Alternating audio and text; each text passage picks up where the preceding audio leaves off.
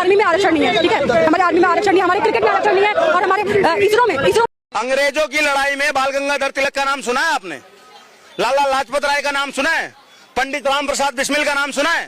पंडित चंद्रशेखर तिवारी, जिनको आजाद के नाम से दुनिया जानती है, नाम सुना है? रानी लक्ष्मीबाई, 23 साल की महिला, ब्राह्मण की बेटी, नाम सुना है?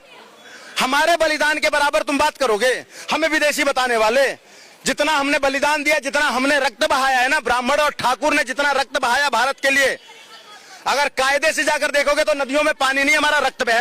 कांग्रेस को मैं भी वोट देना चाहता हूं, पर देना बीजेपी को पड़ता है। मैं बीजेपी का सपोर्टर नहीं हूं। राहुल गांधी आगे कहते हैं 90% 80% रिजर्वेशन कर दूंगा, जितना तुम्हारी पॉपुलेशन में हिस्सा होगा उतना कर दूंगा, तो फिर बीजेपी को देना पड़ता है, क्योंकि तुम्हें देके मरना तो नहीं है हमने। मैं बीजेपी को बिल्कुल सपोर्ट नहीं करना चाहता। तुम्हारा मैनिफेस्टो पढ़ता हूं, तुम कहते हो लेडीज को ₹1,00,000 दूंगा, इतने सारे यूथ को पहली नौकरी पक्की दूंगा। अगर उनने सच में मांग ली तो तुम कैसे लाओगे नौकरी यार?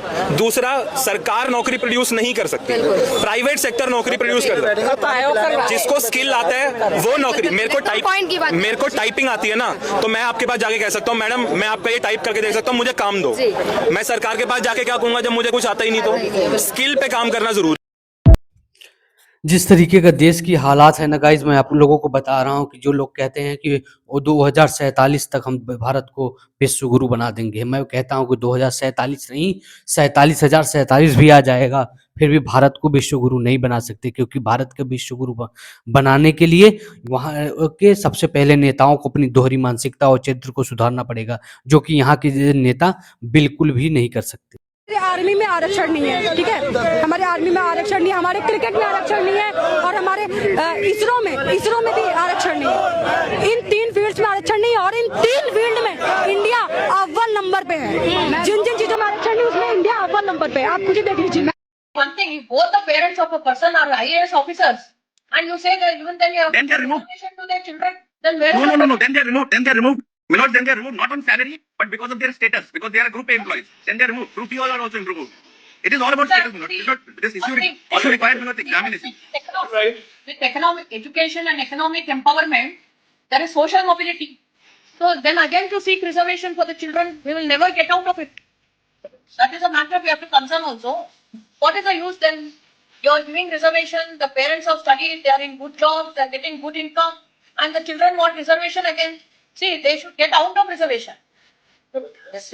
Bow down, but this issue requires deeper examination. Social mobility is always there. With education and empowerment, economic empowerment, there is social mobility. Well, that is there, but there has to be some difference between EWS and creamy layer also. Otherwise, there shall be no difference. What? धर्म की इज्जत को नहीं करनी यारो, बहन तो दो। हमेशा जय भीम जय भीम जय। बाबा साहब के नाम पर गंदी राजनीति करे, बाबा साहब को नहीं मानते। बाबा बताओ, ये राम का विरोध कर रहे हैं। बाबा साहब ने संविधान में राम का चित्र है, बाबा साहब तो बता रहे हैं कि राम है, ये कह रहे राम काल्पनिक है, तो ये बाबा साहब को मानने वाले हो सकते हैं?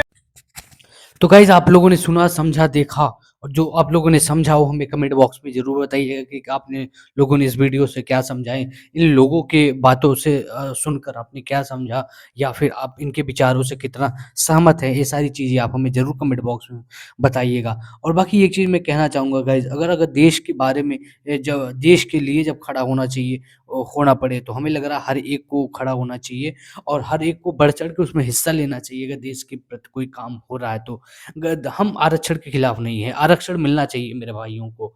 वो सब भी हमारे ही हैं, कोई और ना अलग हम हमसे है ना हम उनसे अलग हैं। लेकिन हम एक बात कहना चाहेंगे कि आरक्षण उन्हें एक बैसाखी की तरह बना दिया गया। क्या भीमराव अंबेडकर से ज़्यादा आज के नेता बुद्धिमान हो गए हैं? क्यों? आखिर कुछ तो सोचकर भीमराव अंबेडकर जी ने कहा होगा कि या लिखा होगा या बोला होगा कि भाई इनको 10 साल तक के लिए मिलना चाहिए आरक्षण, उसके बाद नहीं मिलना चाहिए। लेकिन देश के नेताओं ने, कांग्रेस ने और जवाहरलाल नेहरू ने, क्योंकि 10 साल तक तो जवाहरलाल नेहरू प्रधानमंत्री थी, अगर वो चाहे होते तो उसी समय में ये मसला ख़त्म हो जाता और ये होता भाई बाबा साहब अम्बेडकर जी ने इतने सालों के लिए बस कहा था, इसलिए उनके ही कथानुसार ये आसानी से समाप्त हो जाता। लेकिन आज के समय में जिस तरीके की राजनीति हो रही है, मुझे नहीं लगता कोई नेता ऐसा आएगा जो इसके लिए अपने वोट को खराब करेगा। तो क्योंकि कुछ लोग ऐसे हैं जो हराम का खाने की आदत पड़ गई, हराम की खाना चाहते हैं। तो गाइज ऐसा है ना कि आरक्षण से कुछ नहीं होने वाला। आरक्षण रहेगा भी तो भी और नहीं रहेगा तो भी, उससे कोई भी सवर्णों को फ़र्क नहीं पड़ने वाला। आखिर कितने परसेंट लोगों को जॉब मिल जाएगी? सिर्फ़ 2%, 2 से 4% सरकारी नौकरियाँ को तो इतने लोगों को ही मिल पाएगी ना। लेकिन अगर आरक्षण खत्म हो जाएँगे तो योग्य लोग बैठेंगे। ज़रूरी नहीं कि सिर्फ़ सवर्णों में ही सारी योग्यताएँ भरी पड़ी है, ऐसा नहीं है।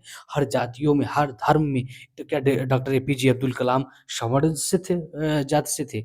नहीं, एक मुसलमान होकर उन्होंने इतना बड़ा काम किया, जो हमें लगता है कि आज़ाद भारत में पहली बार किसी ने इतना महान और इतना बड़ा काम किया होगा अपने देश के लिए। तो ज़रूरी नहीं है, ऐसे हर वर्ग में ऐसे-ऐसे वीर योद्धा पड़े हुए हैं, जो सिर्फ़ और सिर्फ़ अपने देश के लिए करना चाहते हैं। बाकी गाइज़, हमारा ब्लॉग अच्छा लगा करे तो आप लोग लाइक कर दिया करिए, कमेंट करके बताइएगा कि आपको कौन-सी विचार आपको अच्छा लगा। बाकी हमारे चैनल को सब्सक्राइब कीजिएगा, वीडियो को ज़्यादा से ज़्यादा फैलाइए, शेयर करिए, सपोर्ट करिए, अपने प्यार बनाए रखिए। हम आपके हैं, हम आपके लिए हैं।